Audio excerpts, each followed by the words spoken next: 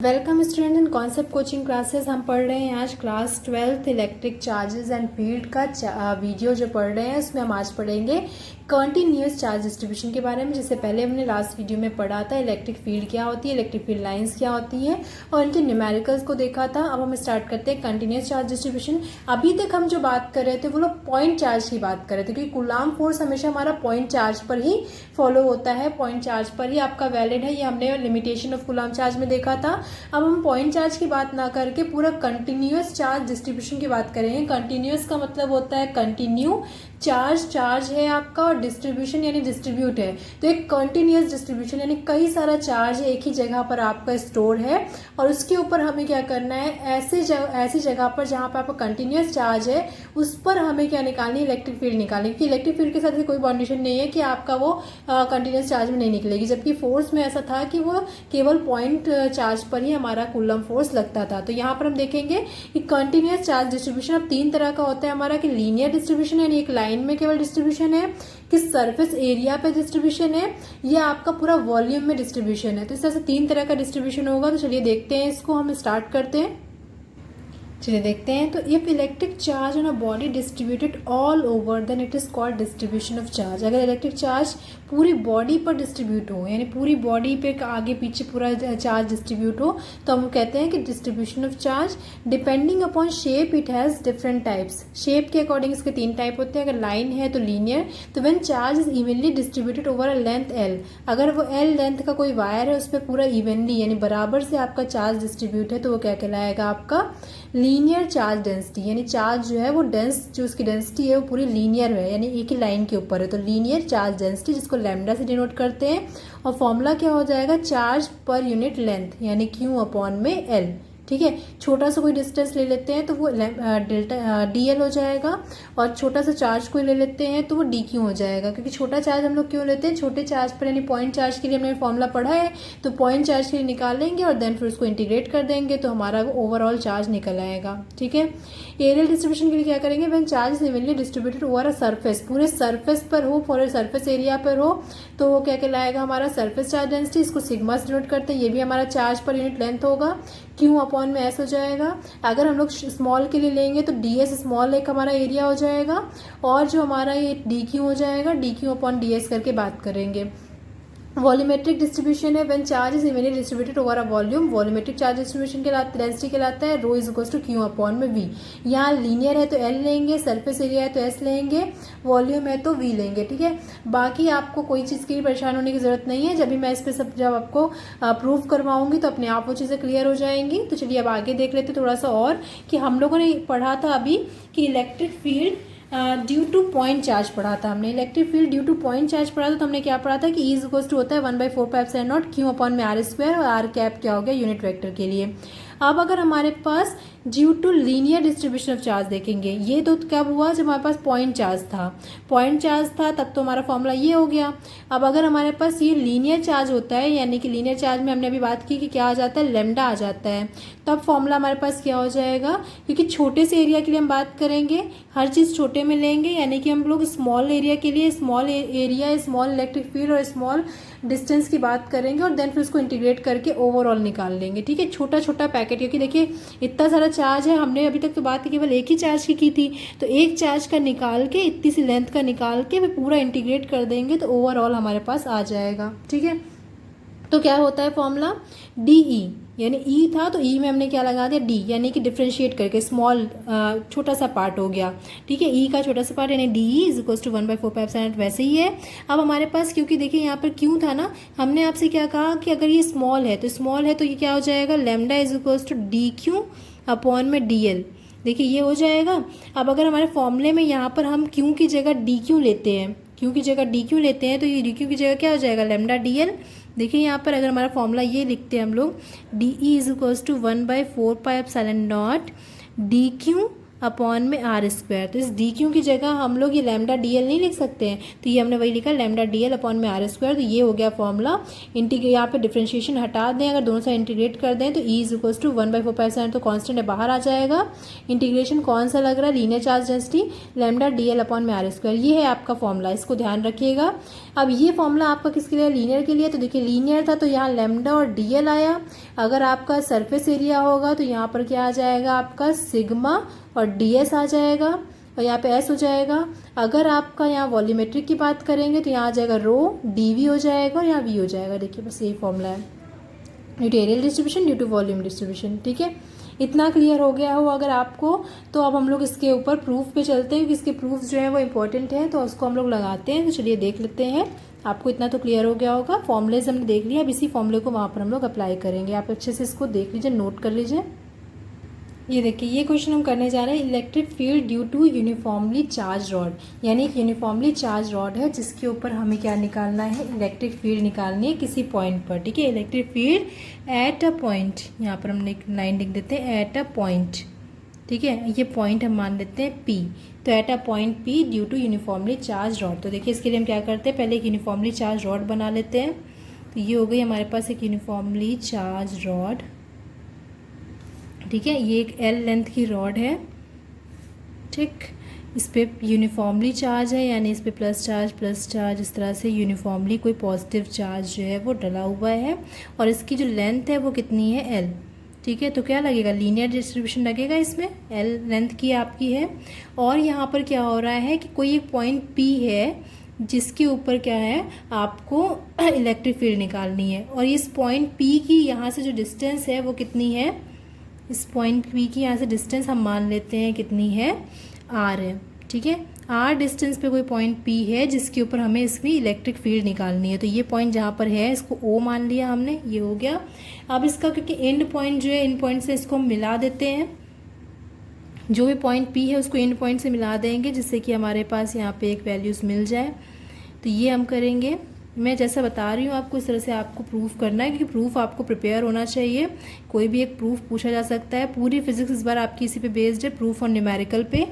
ठीक है, थ्योरी कम आएगी, प्रूफ और न्यूमेरिकल ज़्यादा आएंगे। तो ये हो गया। अब देखिए इसकी जो थ्योरी पार्ट है हम क्या बोलेंगे, मैं आपको बोल देती हूँ, आप चाहो तो लिख लो, नहीं तो मैं आपको उसमें तो नोट्स में तो दूंगी। तो आपको क्या लिखना है कि let P is any point in the surrounding of rod.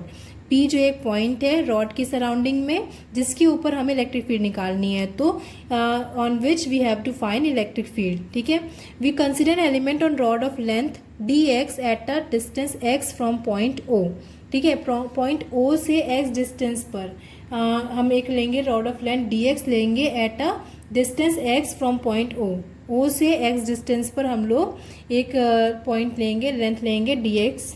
कैसे लेंगे, क्योंकि पूरे पे तो हमें बात करनी नहीं है, पूरे पे हम निकाल भी नहीं पाएंगे। तो इसी डायग्राम को हम लोग क्या करते हैं कि O से कुछ कम सम डिस्टेंस पर, यानी O से कुछ x डिस्टेंस पर, O से x डिस्टेंस पर हम यहाँ पर कोई एक डिस्टेंस छोटा सा लेंथ ले लें। वो लेंथ कितनी ले लें, dx लेंथ का हम पार्ट ले लें और इस dx लेंथ पर निकाल लें। क्योंकि अभी तक हम लोगों ने जो भी पढ़ा है वो क्या पढ़ा है, पॉइंट चार्ज के लिए, इसलिए हम लोग छोटे चार्ज के लिए ही निकाल सकते हैं। तो छोटे चार्ज पे हमारा कूलम फोर्स लगता है, छोटे चार्ज पे हमारा फॉर्मूला लगेगा। तो छोटे चार्ज पे लगा के फिर देन उसको हम लोग क्या करेंगे, बड़े पे अप्लाई कर लेंगे। तो देखिए ये किया हमने, तब हम लोग इस पे निकालते हैं। ठीक है, चाहो तो हम इसको अलग से इस डायग्राम को बना देते हैं। देखिए ये हो गया, इसी डायग्राम को हम अलग से बना देते हैं। ठीक है, तो ये हुआ हमारा ये इलेक्ट्रिक फील्ड पे हम लोग जो पॉइंट ले रहे हैं, ये हमारा O पॉइंट था। O से यहाँ पर P का पॉइंट है, ये जिस पॉइंट पे हम लोग ले रहे थे। और यहाँ पर हमने कोई dx पॉइंट लिया, ये dx जो है हमारे पास, ठीक। और ये पूरा प्लस यूनिफॉर्मली चार्ज्ड है लेंथ, जिसमें हम लोग सिर्फ dx पर ले रहे हैं। पूरी लेंथ हमारी जो L है उस पर ना लेके केवल dx पे हम लोग बात कर रहे हैं। और यहाँ से यहाँ तक की डिस्टेंस जो x है, x डिस्टेंस पर dx रखा हुआ है। और यहाँ पर हम लोग इसकी इस dx पॉइंट से इलेक्ट्रिक फील्ड निकालना है। ठीक है, अब देखिए यहाँ से हमें इलेक्ट्रिक फील्ड निकालना है, इसको हम लोग ऐसे लिख देते हैं, dx ये हो जाएगा, इसे समझने में ईजी हो, ये हो गया। अब हमें इलेक्ट्रिक फील्ड इस पर निकालना है, ये x हो गया ये पूरा। अब यहाँ से यहाँ तक की डिस्टेंस हमारी r थी, तो इलेक्ट्रिक फील्ड बताइए इस पॉइंट से यहाँ पी पर, यानी डी एक्स से पी पर जो इलेक्ट्रिक फील्ड लगेगी वो किधर लगेगी, यहाँ पर जो डी एक्स है और यहीं पर आपका जो चार्ज रखा हुआ है, इस चार्ज की वैल्यू क्या है, डी क्यू पॉजिटिव है तो इसलिए इसके ऊपर जो इलेक्ट्रिक फील्ड लगेगी वो किस डायरेक्शन में लगेगी। चलिए लगाते हैं इलेक्ट्रिक फील्ड। पॉजिटिव है तो पी पर आउटसाइड डायरेक्शन में इलेक्ट्रिक फील्ड लगेगी। डैट मीन्स कैसी लगेगी, ये कुछ ऐसे लगेगी इलेक्ट्रिक फील्ड। और ये क्या हो गई हमारी डी, ठीक है, बाहर की ओर लगेगी। अब हमारे पास डी बाहर की ओर लगेगी तो हमें पता है कि इसको डी निकालने के लिए हम क्या ले लें, इसका रेक्टेंगुलर कंपोनेंट ले लें। रेक्टेंगुलर कंपोनेंट एक इस साइड में आएगा और एक ऊपर साइड में जाएगा। ये तो हमें पढ़ा है ना कि 90 डिग्री अगर हम ले लेते हैं तो इसका क्या हो जाता है, ये डी ई हो जाएगा हमारा साइन थीटा। अगर हम थीटा क्या माने, अगर हम थीटा इसको माने, ये थीटा है तो देन आपके पास क्या हो जाएगा, ये भी थीटा हो जाएगा। ये डी साइन थीटा हो गया और ये डी कॉस थीटा हो गया। इतना क्लियर हुआ कि नहीं, ये डी कॉस थीटा, ये डी साइन थीटा और ये इतना। अगर इतना क्लियर हो गया तो चलिए हम लोग इसका अपना थ्योरेटिकल पार्ट पे चलते हैं, यानी प्रूविंग करना इसका स्टार्ट करते हैं। डायग्राम बन गया हमारा, अब इसको प्रूव करते हैं। तो चलिए देखिए प्रूव कैसे करेंगे हम लोग इसको। तो हम लोग लिखेंगे यहाँ पर कि if D E be electric field, ठीक है, जिसे हमें निकालना है कहाँ पर, एट पॉइंट पी, ठीक है। तो क्या हो जाएगा हमारे पास, फॉर्मूला हमारे पास था D E is equals to 1/4πε0 और यहाँ पर क्या था, डी क्यू अपॉन में एक्स स्क्वायर, यही था, या आर स्क्वायर, ठीक है, आर स्क्वायर था। अब हमारा इसके बीच की डिस्टेंस है वो कितनी है, डी एक्स और ओ के बीच की डिस्टेंस एक्स, तो ये है। और हमारे पास देखिए हमें ये नहीं चाहिए, हमें ये चाहिए, ये है ना हमारे पास P और dx के बीच में। तो ये अगर हमारे पास x है, देखिए ये बहुत छोटा है, मैंने तो यहाँ बहुत बड़ा बनाया है, इसका मतलब है कि ये यहीं पर बिलोंग कर रहा है और ये पूरा x है, ठीक है। ये डायग्राम बताने के लिए, दिखाने के लिए मैंने इसको बड़ा बनाया, नहीं तो ये इतना है, तो ये x है और ये r है। तो ये बताइए कितना हो जाएगा, ये आपका अंडर रूट में X square plus R square नहीं हो जाएगा पाइथागोरस से, ये 90 डिग्री है अगर, तो ये under root X square plus R square. अब ये हमारे पास जो है, इसको हम लोग चाहे तो ये मान लेते हैं, ये हमारा पॉइंट ओ है, ये पी है, जिसको ए मान लेते हैं, ठीक है। तो ये ए पी स्क्वायर है आपका, ए पी का स्क्वायर, ठीक है। अब इसमें हमें पता है कि but D Q is equals to क्या होता है, लेमडा डी एल होता है। यहाँ पर डी एल कितना है, डी एक्स, तो lambda D X and A P कितना दिया है हमारे पास, ए पी है under root X square plus R square. देखिए X square plus R square मैंने करके नहीं दिखाया है, यहाँ पे ये क्या है, एक तरह का ये नया पाइथागोरस थ्योरम लग रही है। ये आर था, ये एक्स था, तो ये हो गया हमारा under root X square plus R square, ठीक है। अब हम क्या करेंगे, यहाँ पे ये दोनों वैल्यूज़ को यहाँ पुट कर देते हैं। तो देयरफॉर डी ई हमारे पास कितना हो जाएगा, ये हो जाएगा 1/4πε0 डी क्यू की जगह लिख देते हैं लेमडा डी एक्स अपॉन में हो जाएगा ये X square plus R square. देखिए इसका ये रूट है, रूट का स्क्वायर करेंगे तो रूट हट जाएगा, इतना आ जाएगा। तो ये हो गया हमारा, ठीक है। अब ये इतना हमारा क्लियर हो गया, तो चलिए आगे बढ़ते हैं। ये बताइए इतना आपको क्लियर हो गया ना, इसमें कोई कन्फ्यूज़न नहीं, क्योंकि ये पार्ट आपका थोड़ा बड़ा है, प्रूविंग है, इसलिए मैं बार बार आपसे पूछ रही हूँ। नेक्स्ट अब हमको क्या करना है, देखिए इलेक्ट्रिक फील्ड दो डायरेक्शन में निकालेंगे, एक्स डायरेक्शन में भी इलेक्ट्रिक फील्ड निकालेंगे, वाई डायरेक्शन में भी इलेक्ट्रिक फील्ड निकालेंगे। तो चलिए लिख लेते हैं, electric field in X direction, क्या है हमारे पास एक्स डायरेक्शन में, डी ई साइन थीटा, है ना, ये निकाल रहे हैं हम लोग,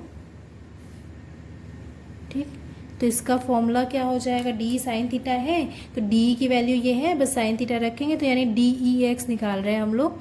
तो डी ई एक्स कितना हो जाएगा, डी ई साइन थीटा, जहाँ पर हमारा डी की वैल्यू पूरी रख देते हैं 1/4πε0 लेमडा डी एक्स अपॉन में X square plus R square, ये तो है ही पूरा, प्लस साथ में यहाँ पर क्या है, साइन थीटा। अब आप देखिए हमें थीटा की वैल्यू नहीं पता है, पर थीटा की वैल्यू तो हमें यहाँ पे कुछ लिखनी पड़ेगी। तो थीटा की वैल्यू लिखने के लिए हम क्या कर लेते हैं, यहाँ पर थीटा निकाल लेते हैं। तो फ्रॉम डायग्राम में आते हैं हम,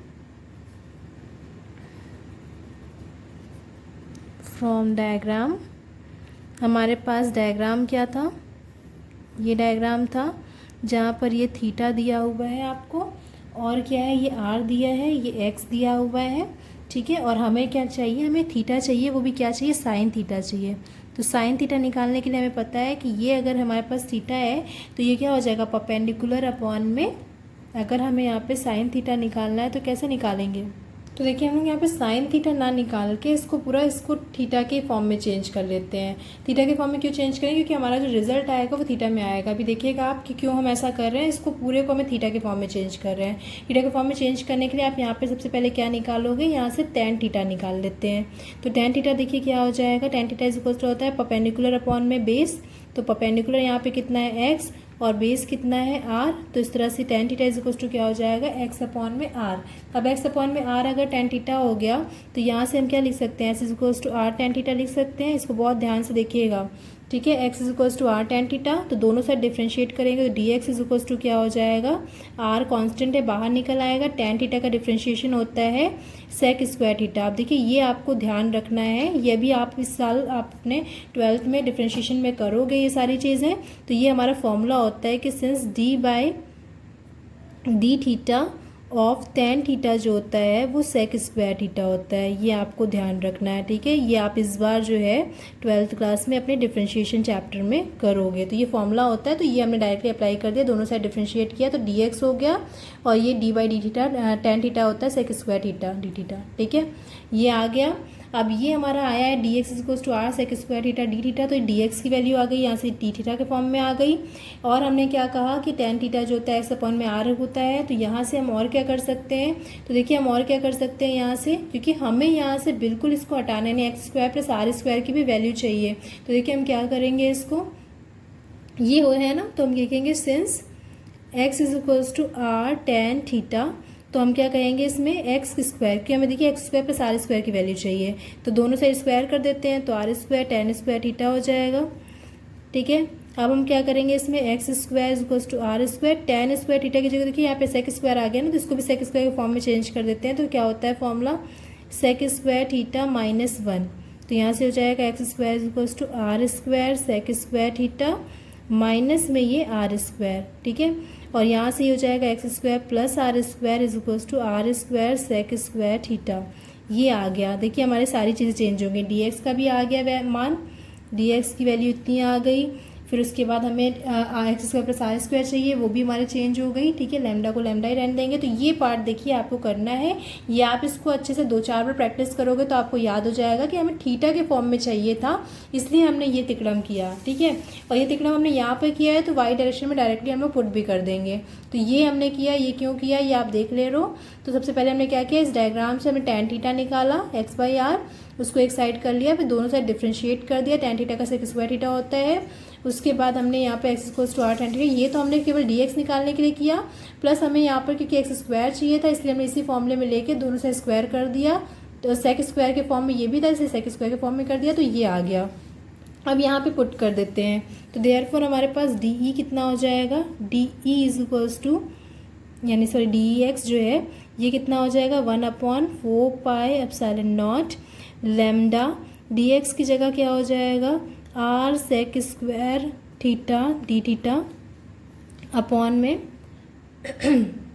x square plus R square की जगह R square sec square theta, देखिए इसलिए कर रहे थे। अभी सारा कैंसिल हो जाएगा, sec square theta sec square theta, R square से एक आर कैंसिल हो जाएगा, बचेगा क्या हमारे पास, D E X is equals to 1/4 pi epsilon naught, ये आएगा लैम्डा और डी थीटा अपॉन में आर, इतना आया है आपके पास, ठीक है। आर हमारे पास क्योंकि कांस्टेंट है तो आर बाहर निकल जाएगा और बाकी हम इसको इंटीग्रेट कर लेते हैं। देखिए इतना आ गया है, इसको इंटीग्रेट करते हैं, इसके बाद बहुत इजी है, बस यहाँ तक आपको क्लियर होना चाहिए। तो इसके बाद हम क्या करेंगे, चलिए देखते हैं, ये आया था, अब इसको हम लोग इंटीग्रेट कर लेते हैं। तो इंटीग्रेट करने के लिए बोथ साइड जब इंटीग्रेशन करेंगे तो D E X is equals to यहाँ पे हो जाएगा 1/4 पाई एप्सिलॉन नॉट।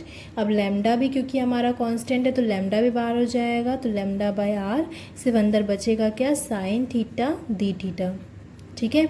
अब इसका इंटीग्रेशन हो के डी ई एक्स का तो केवल ई एक्स हो जाएगा, 1/a तो लैम्डा अपॉन में 4 पाई एप्सिलॉन नॉट आर, और साइन थीटा का क्या होता है इंटीग्रेशन, तो साइन थीटा देखिए हम लोग लेंगे कहाँ से कहाँ तक इसकी वैल्यू, तो इसकी वैल्यू जो लेंगे हम लोग एक्स डायरेक्शन में, इसकी वैल्यू हम लोग -θ2 से θ1 तक लेंगे। अब देखिए ये क्यों ले रहे हैं, -θ2 से θ1 तक लेंगे। चलिए इसको देख लेते हैं क्यों लेंगे हम इसको ऐसे।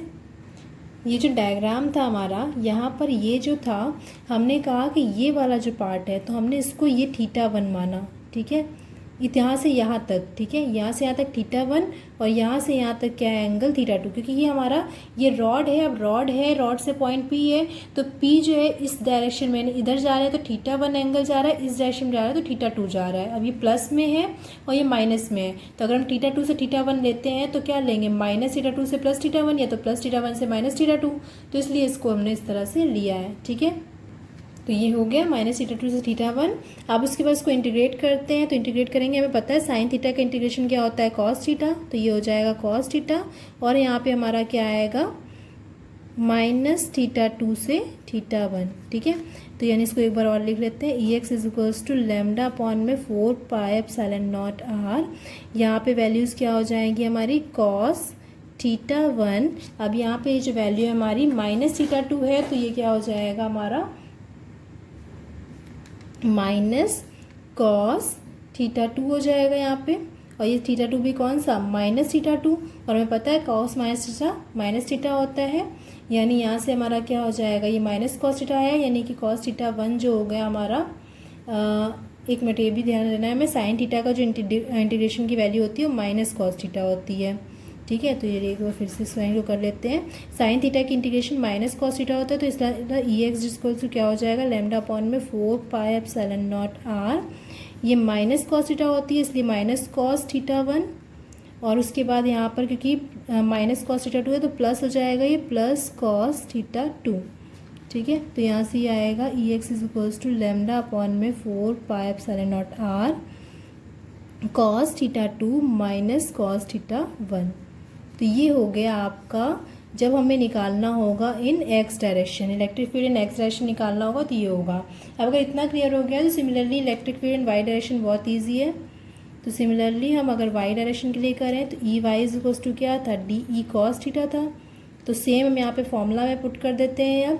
अब ये Ey = DE यानी DEy = DE cos θ था, तो DEy = हम क्या करेंगे, DE की वैल्यू रखते हैं 1/4πε0, लैम्डा था हमारा, लैम्डा के बाद यहाँ पे क्या था dx था, और यहाँ पर क्या था आपका x² + r² था, और यहाँ पर cos θ था। अब वैल्यू क्योंकि हमने जैसे पुट की थी DEy की पुट करेंगे 1/4πε0 लैम्डा, और यहाँ पर क्या है आपका dx की जगह हमने रखा था, dx की जगह हमारी वैल्यू क्या थी, हमारी वैल्यू थी r sec² theta, d theta आई थी dx की जगह पर, और नीचे x² + r² पूरा आया था, r² sec² theta, cos theta पहले से ही था, यहाँ से ये कैंसिल हो गया, इससे ये कैंसिल किया, तो ये हो गया DEy = λ/4πε0, एक आर यहाँ से बचा है तो r हो गया, बचा गया यहाँ पे cos थीटा d थीटा। दोनों साइड इंटीग्रेट कर देते हैं, तो ये इंटीग्रेशन लगा दिया, तो ये इंटीग्रेशन सॉल्व करेंगे तो यहाँ पर तो केवल Ey आ जाएगा, और इधर आएगा λ/4πε0r, cos थीटा होता है +sin थीटा, ठीक है। और यहाँ पे फिर वही वैल्यूज़ लेंगे हम लोग -θ1 से, यानी θ2 से θ1 लेंगे, तो ये हो जाएगी -θ2 से θ1 लेंगे तो 4πε0r, ये होगा हमारा sin θ1 माइनस sin -θ2, ठीक है। sin -θ हो जाएगा, तो इस तरह से Ey जो होगा वो आएगा λ/4πε0r, ये आएगा sin θ1 + sin θ2। तो इस तरह से ये दो फॉर्मूलेज हमारे पास निकल के आ गए। इन दोनों फॉर्मूलोज को आप नोट कर लीजिएगा। अगर डायरेक्ट प्रूफ नहीं आता है तब भी आपके पास डायरेक्ट न्यूमेरिकल आएगा, वो मैं न्यूमेरिकल आपको करवा दूंगी, वो इसी पे बेस्ड आपको करना होगा। तो λ/4πε0r, और ये हो गया λ/4πε0r cos θ2 - cos θ1, ये एक्स डायरेक्शन में हो गया और ये वाई डायरेक्शन में हो गया, ठीक है। परपेंडिकुलर डायरेक्शन में, पैरेलल डायरेक्शन के लिए भी आप ले सकते हो, इसको पैरेलल डायरेक्शन के लिए और इसको परपेंडिकुलर डायरेक्शन के लिए, ठीक है। इसको हम ये भी लिख सकते हैं कि ये हो गया ई पैरेलल और ये हो गया ई परपेंडिकुलर, ठीक है। इस तरह से भी हम बोल सकते हैं। तो ये देख लीजिए। अब इस पर न्यूमेरिकल एक आपको करवा देते हैं, इससे आपको आइडिया मिल जाए कि हाँ इस पर क्वेश्चन किस टाइप के आते हैं। तो देखिए इस क्वेश्चन के डायग्राम को थोड़ा सा हम आपको डायग्राम एक्सप्लेन कर देते हैं जिससे कि आपको थोड़ा और क्लियर हो जाए। हम इसको इस तरह से भी ले सकते हैं, डायग्राम जैसे हमारा ऐसे था, पर्टिकुलर रॉड ऐसी थी हमारी, तो रॉड को अगर हम ऐसे ले लेते हैं तो हम आपको एक्सप्लेन करने के लिए बना रहे हैं दोबारा से डायग्राम। तो देखिए इस डायग्राम को अगर हम इस तरह से लेते हैं, मैं आपको एक्सप्लेन करना चाह रही हूँ कि आपको क्लियर हो जाए, क्योंकि हो सकता है कि आपको वो क्लियर नहीं हो रहा हो। तो मैं एक बार फिर से इसका डायग्राम बता देती हूँ। बाकी है यही चीज़। आपकी जो ये रॉड थी, कुछ इस टाइप से रॉड थी, मैंने इसको इस तरह से ना लेके ऐसे रख दिया है, ठीक है। ये रॉड हमने ऐसे ना लेकर आपको ऐसे खड़ा करके दिखा रही हूँ कि ये रॉड है और यहाँ पर कोई पॉइंट P है, ठीक है। तो इस तरह से हमें इस पॉइंट P पर निकालना है कोई पॉइंट। तो हम P से यहाँ तक की डिस्टेंस हम क्या ले रहे थे, O ले रहे थे। मैं आपको भी इसको उल्टा करके भी दिखाऊंगी कि आपका सेम वही डायग्राम है। ये O ले रहे थे हम लोग यहाँ पर, O से कुछ डिस्टेंस दूरी पर हम लोग X ले रहे थे, और X से हम क्या कर रहे थे, यहाँ से O से P की डिस्टेंस जो ले रहे थे वो R ले रहे थे। ये हमारी थी R, और हमने कहा इससे कुछ S डिस्टेंस पर, x डिस्टेंस पे हम क्या ले रहे थे, यहाँ पर x डिस्टेंस पे हमने कहा कि कोई हम dx लेते हैं और जहाँ पर हमें चार्ज निकालना नहीं। यहाँ पे हमने x डिस्टेंस लिया था और यहाँ पर हमने कुछ कहा था कि ये जो पार्ट है ये हमारा dx एक पार्ट है, dx है जहाँ पर हमारा चार्ज dq है, और इस dx से हमें इस p पर क्या करना है, इस p के ऊपर एक इलेक्ट्रिक फील्ड निकालनी है। इस dx से इस p के ऊपर इलेक्ट्रिक फील्ड किस डायरेक्शन में लगेगी, बाहर की ओर लगेगी। तो ये हमारी कुछ इस तरह से बाहर की ओर लग रही थी। और जब हमने इसका कंपोनेंट निकाला तो कंपोनेंट हमने देखा एक तो नीचे की ओर जा रहा था जो इस रॉड के पैरेलल था। तो इस रॉड के पैरेलल था जिसको हम लोगों ने नाम दिया, इस रॉड के हमारे पैरेलल है तो पैरेलल का नाम दिया हमने डी साइन थीटा, जो कि हमारा क्या था, ये हमारा dx ही था जो हम निकाल रहे थे। देखिए ये वाला, ठीक है। तो पैरेलल के लिए देखिए ये केस यहाँ से आपको ज़्यादा क्लियर होगा, ये पैरेलल था इसलिए डी साइन थीटा था। और ये वाला जो था ये हमारा क्या है, ये आया हमारा डी ई कॉस थीटा, जो कि क्या है हमारा, देखिए रॉड के तो परपेंडिकुलर है ना, रॉड के तो 90 डिग्री है, तो रॉड के परपेंडिकुलर ये जा रहा है, तो ये हमारा है डी परपेंडिकुलर, ठीक है। डी ई क्या बोलेंगे इसको, ई परपेंडिकुलर, ठीक है, ई परपेंडिकुलर। तो अब डायग्राम आपको शायद ज़्यादा क्लियर हो रहा होगा। ये डायग्राम क्लियर करने के लिए मैं बताई थी, ये थीटा, और आप जो वहाँ पे ले रहे थे θ1 θ2 ले रहे थे, तो अगर हम इसको इसी साइड से नीचे साइड भी लेते, अगर हम नीचे भी यहाँ पर कुछ ऐसा लेते तब ये हमारा ऊपर की ओर θ1 होता और नीचे की ओर θ2 होता, ठीक है। फिलहाल हम यहाँ पे केवल एक ही वाला ले रहे हैं, ये इतना चार्ज ले रहे हैं कि एक पॉइंट P है जिसके ऊपर हमें इलेक्ट्रिक फील्ड निकालनी है। जो इलेक्ट्रिक फील्ड क्या है, DE है, तो निकालनी है तो दो तरह से निकलेगा। DE हमारा ये जो है DE, यहाँ पे E पैरेलल और ई परपेंडिकुलर, फॉर्मूला हम निकाल चुके हैं अभी। ई पैरेलल का ये फॉर्मूला, ई परपेंडिकुलर का ये फॉर्मूला। तो ये हमारा कब था, जब यूनिफॉर्मली चार्ज आपकी कोई रॉड है तो उसके ऊपर हमें क्या करना था, इलेक्ट्रिक फील्ड निकालना था। अब इसी में हम लोग केस लगा लेते हैं। केस कैसा लगाते हैं कि अगर यही रॉड जो है हमारी वो जो है इनफाइनाइटली हो तो क्या होगा, इनफाइनाइटली हो यानी इनफाइनाइटली लंबी हो। अभी तो हमने ले लिया कि फाइनाइट लेंथ की है, अब इसकी लेंथ हमें पता ही नहीं कितनी है, तो हम इसको कैसे करेंगे, इनफाइनाइट लेने से पहले हम सेमी इनफाइनाइट क्यों ना ले लें, कि हमें नीचे का तो पता है पोर्शन, नीचे का पोर्शन पता है कि ये यहीं पर जाके ख़त्म हो जाएगी, पर ऊपर का पोर्शन हमें नहीं पता कितनी लंबी जाएगी। अगर हम ऐसा ले लें तो हम यानी रॉड को सेमी इनफाइनाइट ले लें कि ऊपर का हमें नहीं पता, नीचे का पार्ट हमें फिक्स पता है, तो इसको हम कह रहे हैं सेमी इनफाइनाइट रॉड। देखिए हम इस सेमी फाइनाइट रॉड बोल सकते हैं, बात वही हुई। सेमी फाइनाइट है यानी आधी फाइनाइट है, या सेमी इनफाइनाइट है यानी आधी फाइनाइट है यानी आधी इनफाइनाइट है, तो सेमी इनफाइनाइट ले लेते हैं रॉड। अब इस सेमी इनफाइनाइट रॉड में देखिए क्या केस होगा, हमारे पास पॉइंट तो यहाँ पे अभी भी P ही रहेगा, ये पॉइंट P है हमारे पास। अब देखिए ज़्यादा चीज़ें नहीं बनाऊंगी मैं यहाँ पे। ऊपर देखिए हमें कुछ पता ही नहीं कि ऊपर कहाँ तक जाएगा, तो इस पर जो दो वो आपके लगेंगे इलेक्ट्रिक फील्ड, वो कौन सी लगेंगी, एक E जो कि आपकी डायरेक्टली इस डायरेक्शन में लग रही है, वो ई परपेंडिकुलर, देखिए यहाँ से 90 डिग्री, और जो इस रॉड के पैरेलल लगेगी यानी इस डायरेक्शन में, वो क्या होगी आपकी ई पैरेलल। अब आप बताइए यहाँ पे ये 90 डिग्री है, थीटा निकालना था हमें।